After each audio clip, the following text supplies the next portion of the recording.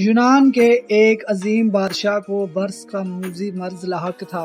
اس نے اپنے ملک کے نامور حکیموں سے علاج کروایا لیکن کوئی دوا کارگر نہ ہوئی۔ بادشاہ کی تکلیف بڑھتی گئی اور دربار میں مایوسی چھا گئی۔ اسی دوران حکیم دوبان جو اپنی ذہانت اور طب کے فن میں مہارت کے لیے مشہور تھا یونان پہنچا۔ جب اسے بادشاہ کے مرض کا علم ہوا تو اس نے دربار میں حاضر ہو کر عرض کی، حضور میں آپ کا علاج بغیر کوئی دوا کھلائے یا لگائے کر سکتا ہوں۔ بادشاہ جو علاج کی ناکامیوں سے تنگ آ چکا تھا یہ سن کر بہت خوش ہوا۔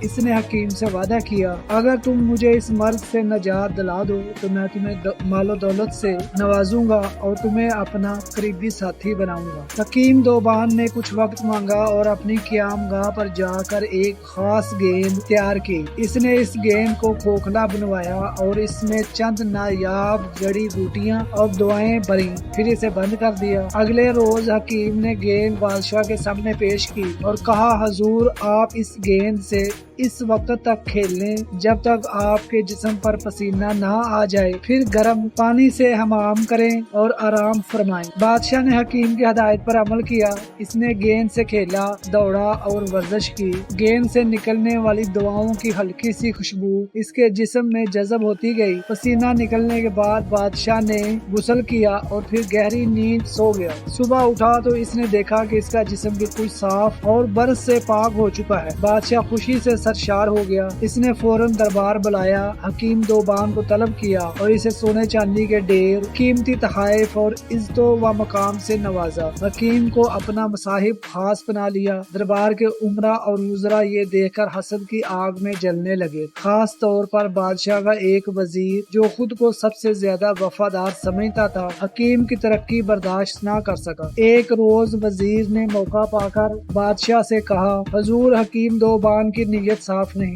وہ آپ کی جان کے در پہ ہے اور اس کی یہ ساری خدمت صرف دکھاوا ہے۔ بادشاہ نے یہ سن کر ناراضی ظاہر کی اور کہا، تم غلط کہتے ہو، اگر حکیم کی نیت خراب ہوتی تو وہ علاج کے دوران مجھے نقصان پہنچا سکتا تھا۔ اس نے میری جان بچائی اور مجھے نئی زندگی دی، تم صرف حسد کی وجہ سے اس پر الزام لگا رہے ہو۔ وزیر نے سر جھکایا لیکن اس کے دل میں حسد کی آگ مزید بھڑک اٹھی۔ کہانی یہی ختم نہیں ہوتی، لیکن یہ واقعہ ہمیں سکھاتا ہے کہ حسد انسان کو اندھا کر دیتا ہے اور وہ سچائی کو دیکھنے سے قاصر ہو جاتا ہے۔ اس کہانی سے ہمیں یہ سبق ملتا ہے، حسد ایک ایسی بیماری ہے جو انسان کے دل کو زہر آلود کر دیتی ہے۔ یہ نہ صرف دوسروں کے لیے نقصان دہ ہوتا ہے بلکہ خود حسد کرنے والے کو بھی تباہی کی طرف لے جاتا ہے۔ ہمیں دوسروں کی کامیابیوں پر خوش ہونا چاہیے اور سچائی کو عزت دینی چاہیے، نہ کہ حسد کی وجہ سے غلط فیصلے کرنے چاہیے۔ اگر آپ کو یہ ویڈیو پسند آئی ہے تو لائک کریں، شیئر کریں، سبسکرائب کریں اور کمنٹ ضرور کریں۔